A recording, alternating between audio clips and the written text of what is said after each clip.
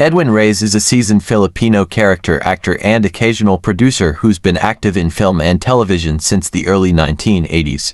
He's best known for portraying a variety of authoritative and supporting roles, especially in mainstream dramas and fantasy series.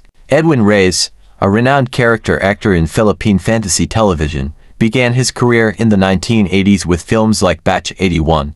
His portrayal of Dagtam in Encantadia remains a standout role. Edwin Reyes, a versatile character actor in Philippine entertainment, brings depth, authority, and authenticity to supporting roles across various genres, showcasing his versatility and value.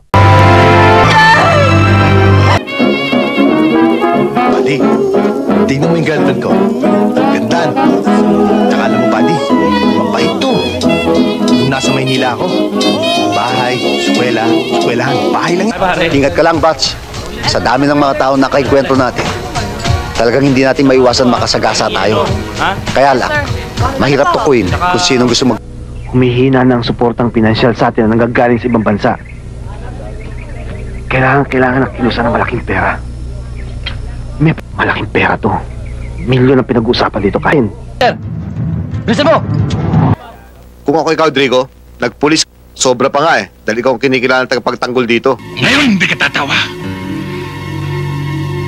Chemist!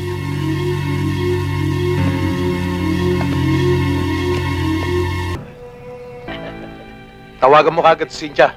Alam mo na kung ano sasabihin sa kanya, ha? Areglado. Sige. Okay. Ikaw?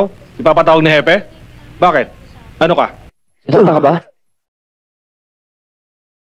So, paano, sir? Galing ko muna sa headquarters ng mga to. Kasalanan ko. Sagutin niyo lang yung damage, tita. Yes, sir.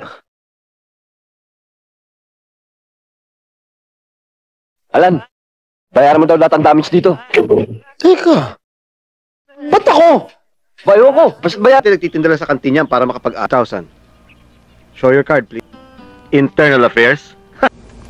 So? And I expect nothing less than the respect I earned given my rank. Huwag kang makialam dito! May epekto na yung vaccine. Hindi ako matitiis. Pero ayoko naman palagi umaasa sa kanila.